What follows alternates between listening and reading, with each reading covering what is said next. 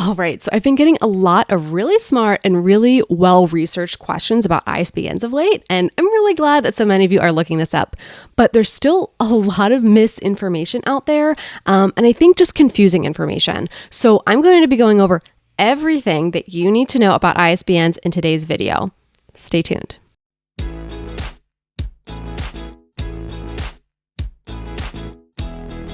Hi, I'm MK Williams. I'm an author and independent publisher.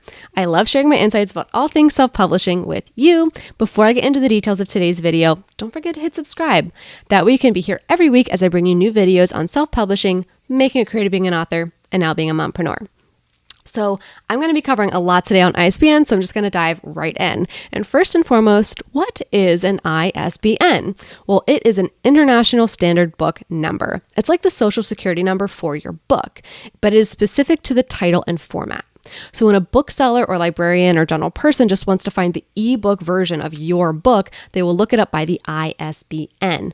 That way they know they're getting the right format, ebook and not the print book, or that they are getting the right edition or the right language, or that they're getting your book and not another one with a similar title. It's a unique identifier to your book. Right? Do I need to buy an ISBN? Where do I get one? And how much will it cost? So needing to purchase an ISBN takes us down some potential paths.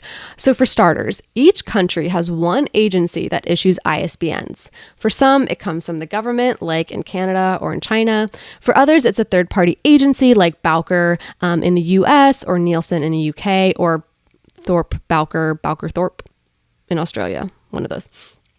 For some countries, there's no cost to getting an ISBN. For others, there is a cost. This can be a simple form and a credit card payment, or there could be a long bureaucratic system. It all depends. So you need to look up the requirements for your country.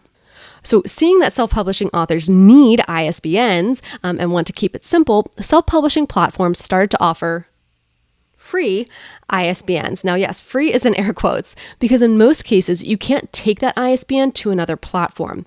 You're kind of locking your book to that platform. And remember, the ISBN is specific to the book and the format. So you can't have the same format with two different ISBNs. It's a one-for-one relationship.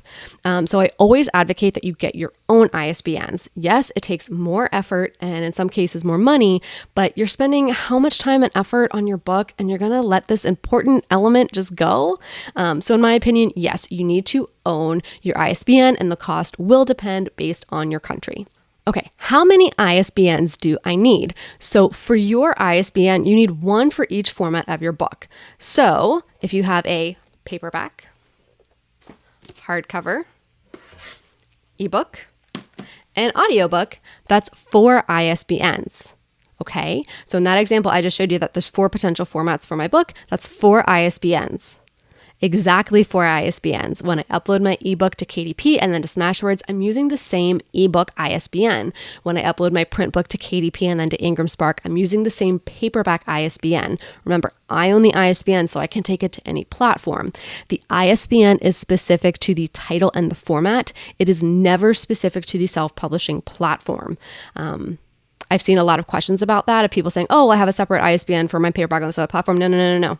Unless it is a different format, unless it is a different trim size, it is the same ISBN regardless of where that book is, okay? And again, that's why I advocate to own it, because when you get the free one, you can't always take it with you, okay? All right, how do I assign the data or the information or what us publishers call metadata for my ISBN? So the agency that provided the ISBN for your country will have a means for you to assign the metadata for your ISBN. So you'll provide the title, the format, contributors, language, publication date, cover, etc.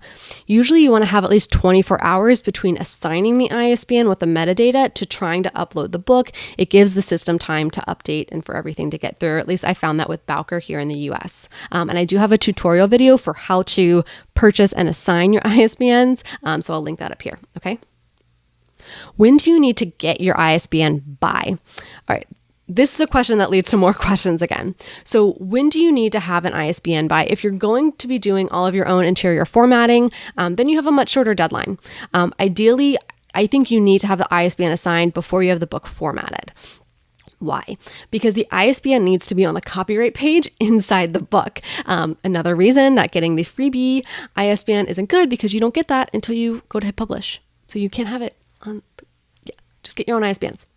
So this means you need to have the title, subtitle, and other elements decided before you assign the ISBN. So you're kind of working backwards a bit. Now, I usually say when you're in the editing phases, that's really great when the book is out of your hands to be getting some of these technical items done. So you will have time to get that done. All right, what if I have a new edition? What if I add a new format? What if I do a translation? Do I need a new ISBN? Yes. Anytime you're making a totally new version of your book, you need a new ISBN. So let's say that you have the ebook and paperback for your book. You want to add a hardcover version. That's a new ISBN. Or maybe you want to translate the book to a new language. Then each format you make the translation available in gets a new ISBN. So same example of an ebook and paperback, but now you translate it to a new language, and you're also going to have that in ebook and paperback. That's 2 new ISBNs, 1 for each format. Okay, does that make sense? I've seen a lot of questions about that. And so specifically, like if it is a new book, if it is considered new, you can do that. I also have a video I did on making a second edition of your book. That was where I was going and revising content. So my nonfiction content was just out of date. It had been several years. So I was like, I need to update that to the point where I was like, this is a materially new book. It needed a new ISBN. And I also have a checklist if you are working on a second edition that can help you work through everything you need to do on the technical side. All right, what if I publish my books to different platforms? Does that mean I need more ISBNs? So I kind of addressed this before, but this is a question I'm seeing the most right now, over and over again. And so I mentioned this earlier, but I'm giving it a separate call out now. The ISBN is specific to your book, not the platform. So let's say you're keeping things easy and you just have a paperback version for your book. The ISBN for that paperback is the same wherever you upload it. So if you plan to upload to Ingram Spark and KDP, it's the same ISBN for both uploads. And again, that's why I advocate that you own your ISBN.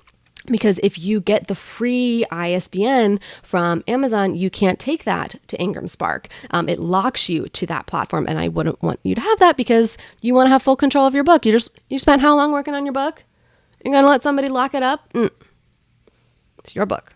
You own the ISBN. You can take it where you want, okay? So the ISBN is always specific to the book, not the platform. Okay, so I think that covers most of the questions I've been seeing about ISBNs. They're actually not as complicated as I think they're made out to be.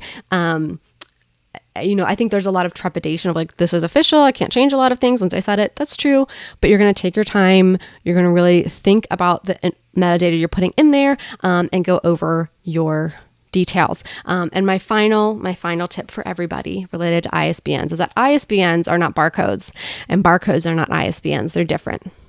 And so if you are thinking about the barcode on the back of your book, your ISBN will be printed on it, but it is not the barcode. The ISBN is separate. It just happens to go on the barcode, okay? They're separate. They're different. They're different. If you take nothing else from this video, if all of it just went in one ear, not the other, just know barcodes are not ISBNs and ISBNs are not barcodes, okay? I'm going to be preaching this every day until the day I perish from this earth. All right. I think that covers everything now. What other questions do you have about ISBNs? Hopefully I've addressed them all here. If you found this information helpful, please give this video a thumbs up and don't forget to hit subscribe. That way YouTube knows that this information was of value to you and can get it in front of other authors like us. And now you can go back to writing your book. Hey guys, thank you so much for watching this video. I hope you really found it helpful and informative. And before you head on to watch another video on YouTube, on this channel or another channel, or go back to actually write your book, I want to let you know that I answer a lot of other questions on this channel, really short, to the point, succinct, one question, one answer. But I've pretty much downloaded my brain into my Author Your Ambition books, and you can get these anywhere that you can find books. So whether you're just starting out writing, whether you're figuring out your plan for self-publishing, you're trying to figure out marketing, I pretty much have a book for you. So self-publishing for the first-time author, book marketing for the first-time author, how to write your first novel, and going wide are all available, like I said, anywhere that you can find great books. And you can easily find all the links and the different retailers if you go to authorYourAmbition.com/books. All right, talk to you guys soon. Bye.